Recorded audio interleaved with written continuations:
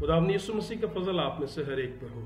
वक्त है जब हम खुदावंद की पाक और मुकद्दस कलाम में से इस मौजू पर थोड़ी देर के लिए बात करेंगे कि क्या जब रास्तबाज जो इस जहान फानी से जा चुके हैं खुदावंद यीशु मसीह की आमद पर जब जिंदा किए जाएंगे तो क्या वो अपनों को फिर से पहचान पाएंगे, या बाइबल मुकद्दस में जब अगर आज खुदावंद यीशु मसीह आलम बाला पर जाहिर हो जाए तो हम जो जिंदा हैं जब हम बदल जाएंगे तो क्या वो अजीज जो हमसे बिछड़े हैं, वो हमारे वालिदैन हो सकते हैं, बहन भाई हो सकते हैं, हमारी औलाद में से मतलब बच्चों में से हो सकते हैं, तो जो अजीज जिनसे हम प्यार करते हैं जो हमसे बिछड़ गए, क्या खुदावंद यीशु मसीह के आने पर अगर वो आलम बाला पर पाए गए तो क्या हम उनसे फिर से मिल पाएंगे?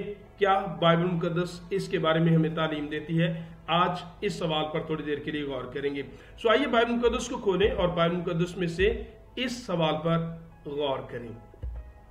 सो बाइबल मुकद्दस में वाज़ा अल्फाज में जो तालीम दी गई है वो उस बात को समझिएगा। पहला यूहन्ना का खत उसका 3 बाब 2 आयत में लिखा है, ए अजीजो, इतना जानते हैं कि जब वो यानी खुदावंद यीशु मसीह जाहिर होगा तो हम भी उसकी मानिद होंगे, क्योंकि उसको वैसा ही देखेंगे जैसा वो है। तो सुनिए, बाइबल मुकद्दस में लिखा है कि जब खुदावंद यीशु मसीह आएंगे तो लिखा हम भी उसकी मानिद होंगे। हम, ये हमारा जिस्म है जो फानी जिस्म है, ये बका का जामा पहनेगा, ये बदल जाएगा और हम यीशु मसीह की मानिद हो जाएंगे। तो मैं आपको ये बताना चाहूंगा, मुकद्दस कलाम में लिखा है कि जब यीशु मसीह मुर्दों में से जिंदा हुए तो यीशु मसीह की शनाख्त और यीशु मसीह की याददाश्त दोनों बरकरार थी।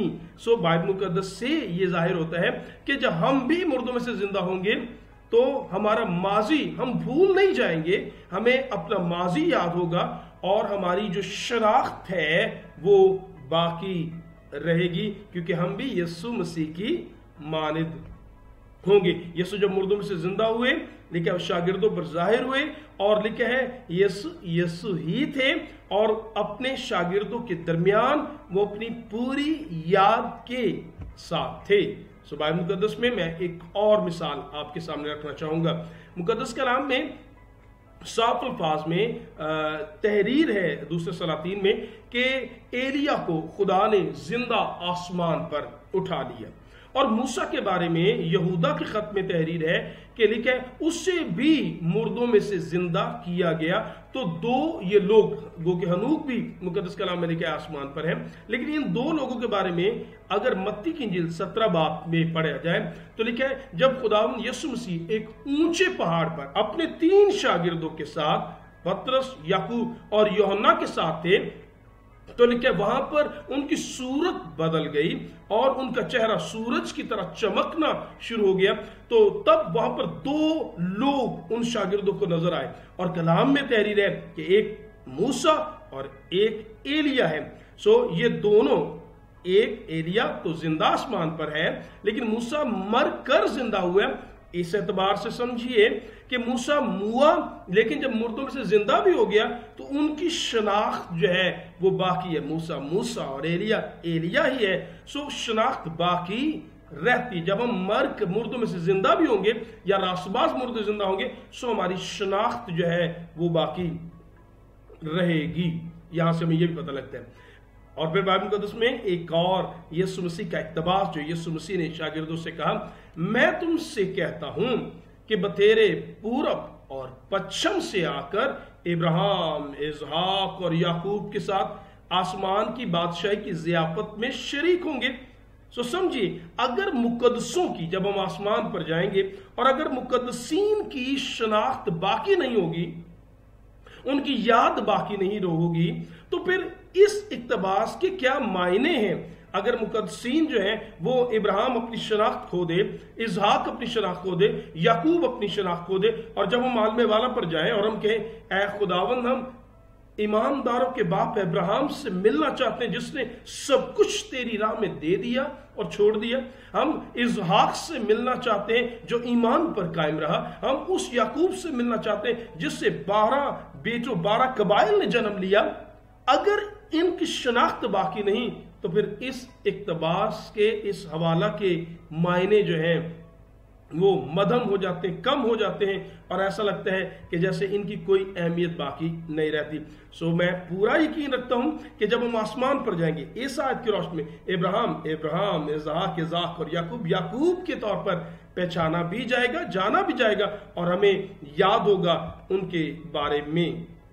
ایک اور آیت، گو کہ یہ ایک تمثیل ہے، اس کی ساری باتوں کو لٹرل لینا، لفظی لینا درست قطر نہیں ہے، لیکن ایک خیال میں پیش کیونکہ کر رہا ہوں تو اس کانٹیکس میں یہ بات کر رہا ہوں۔ در حقیقت یہ ایک تمثیل ہے جو مقدس لوکا کی انجیل 16ویں باب میں لکھا ہے۔ دو لوگ ہیں، ایک، دونوں تمثیلی نام ہے، علامتی بات ہو رہی ہے اور کوئی بات سکھانے کی کوشش کی جا رہی تھی، اور وہاں پر ایک دولت مند اور ایک غریب شخص لازر، اور کلام میں لکھا ہے جب دونوں مر گئے تو مقدس کلام کہتا ہے کہ جب امیر شخص جو ہے وہ آگ کے اندر تڑپ رہا ہے، اس نے دور سے لازر کو دیکھا، جانا بھی، پہچانا بھی، یاد بھی ہے، اور اس سے کہا اے باپ ابراہیم اگر تو چاہے تو لازر کو بھیج تاکہ اپنی انگلی کا سرا تر کر کے میری زبان پر لگائے تاکہ میں کچھ راحت پا سکوں۔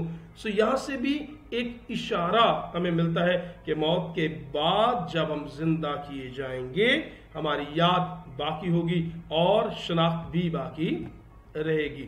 اس کے علاوہ مقدس کلام میں سے ایک اور بات، جب پالوس رسول نے روح کی تحریک سے خطوط کو تحریر کیا تو وہ شاگردوں کو کیا لکھتا ہے بھلا ہماری امید اور خوشی اور فخر کا تاج کیا ہے؟ کیا وہ ہمارے خداوند یسوع کے سامنے اس کے آنے کے وقت تم ہی نہ ہوگے؟ سو وہ یہ کہنا چاہ رہا ہے کہ روح کی تحریک سے جو میں نے کام کیا اور تم بہت سارے جو یسوع مسیح پر ایمان لے کر نجات پا گئے ہو، جب خداوند یسوع آئے گا تو تم ہمارے لیے فخر کا سبب ہوگے کہ خداوند یہ وہ پھل ہے جو میں نے تیرے لیے تیار کیا، اور خوشی محسوس کریں گے کہ آپ نے اس خدمت کے وسیلے جو میں نے کی نجات پائی۔ سو پالوس رسول اتنی مضبوطی اور دلیری اور یقین سے یہ بات کیسے کہہ سکتا ہے اگر اسے یہ پتا ہو کہ جب ہم عالم والا پر جائیں گے تو ہم تو کسی کو پہچانیں گے ہی نہیں، ہم شاگردوں کو دیکھیں گے لیکن ہمیں پتہ نہیں ہوگا کہ یہ شاگرد کون ہے۔ اگر ہماری سوچ، ہماری یادداشت اور ہماری شناخت باقی نہیں ہے تو پھر اس آیت کا کیا فائدہ اور اس کے کیا معنی؟ سو پالوس رسول پورا اعتقاد اور یقین رکھتے ہوئے نظر آتے ہیں کہ انہیں معلوم ہے جیسے کہ کیا ہونے کو ہے، اور میں سمجھتا ہوں یہ بائبل مقدس کا درست مفہوم اور خیال ہے۔ اور بائبل مقدس میں پھر ایک اور بات، اے بھائیو، پالوس رسول لکھتا ہے اے بھائیو ہم نہیں چاہتے جو سوتے ہیں ان کی بابت تم نا واقف رہو تاکہ اوروں کی مانند جو نا امید ہے غم نہ کرو، کیونکہ جب ہمیں یہ یقین ہے کہ یسوع مر گیا اور جی اٹھا تو اسی طرح خدا ان کو بھی جو سو گئے ہیں یسوع کے وسیلہ سے اسی کے ساتھ لے آئے گا۔ اے بھائیو ہم نہیں چاہتے جو سوتے ان کی بات تم ناواقف ہو تاکہ غم نہ کرو۔ یہ تسلی کس چیز کی تسلی ہے؟ دیکھیں، غم نہ کرو، ٹھیک ہے، ہمیں کیوں یہ تسلی دی جا رہی ہے؟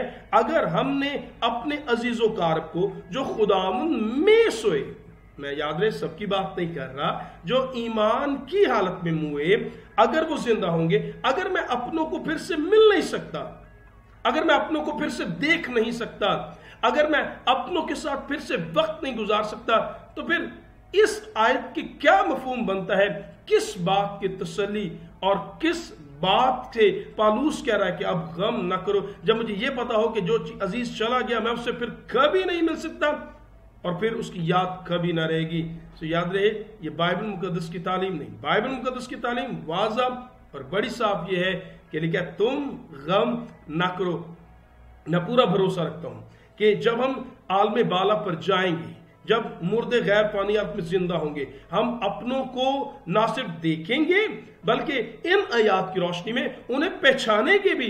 یسوع سے ملنے کی خوشی ایک اور اپنی جگہ، لیکن ہم اپنوں کو بھی ملیں گے اور جانیں گے، پہچانیں گے، گلے لگائیں گے اور وہ خوشی کا وقت ہوگا۔ ایک اور بات میں بتانا چاہوں گا، اگر ہم عالم بالا پر جائیں اور ہمیں یہ بھی نہ پتا ہو کہ ہم کہاں سے آئے، ہم کون ہیں، ہم کیا ہیں اور کس نے ہمارے لیے کیا کیا، تو پھر ایک اور خوبصورت خیال میں چاہتا ہوں آپ اس بات کو جان لیجئے گا پلیز. لکھا ہے عالم بالا پر جب ہم جائیں گے تو لکھا ہے یوحنا رویا میں کیا دیکھتا ہے. لکھا ہے وہ کہتا ہے کہ ان باتوں کے بعد میں نے ایک نگاہ کی تو کیا دیکھتا ہوں کہ قوم، قبیلہ، امت، اہل زبان کی بڑی بھیڑ ہے جسے کچھ شمار نہیں کر سکتا. انہوں نے سفید جامے پہنے، ہاتھوں میں کھجور کی ڈالیاں ہیں، اور وہ تخت پر لکھا ہے اور اپنے ہاتھوں میں لیے ہوئے تخت اور برہ کے آگے کھڑی ہیں. خدا باپ اور خدا یسوع کے آگے کھڑی ہیں، اور ایک بڑی آواز سے چلا چلا کر کہتی ہیں نجات ہمارے خداوند کی طرف سے ہے جو تخت پر بیٹھا ہے اور برہ کی طرف سے. ہم جب عالم بالا پر جائیں گے، اگر ہمیں زمین کی باتیں یاد ہی نہیں تو کیسے ہم یسوع کی اور خدا باپ کی تعظیم کریں گے؟ اگر ہمیں یہ بھی پتا نہیں کہ یسوع نے ہمارے لیے کیا کیا، کیسے ہم خداوند کی تعظیم دل و جان سے کریں گے؟ سو میں یہ سمجھتا ہوں جب ہم عالم بالا پر جائیں گے ہمیں معلوم ہوگا کہ یسوع وہ ہے جس نے اپنے آپ کو میری خاطر دے دیا. یسوع وہ ہے جو گو کے باپ کی صورت پر تھا، جو خدا کی صورت پر، جس نے اپنے آپ کو پست کر کے خالی کر دیا اور یہاں تک فرمانبردار رہا کہ موت بلکہ صلیبی موت گوارا کی. سو میرے لیے یسوع کا کفارہ نہ صرف مجھے یاد ہوگا بلکہ میں اسی سبب سے یسوع کی مزید تعظیم اور بڑائی کروں گا، اس کی قدم بوسی کروں گا، اس کو سجدہ کروں گا، اور میں کہوں گا خداوند میں یہ جانتا ہوں کہ نجات خدا باپ اور برہ کی طرف سے ہے. تو نے مجھ پر رحم کیا اور مجھے بچا لیا.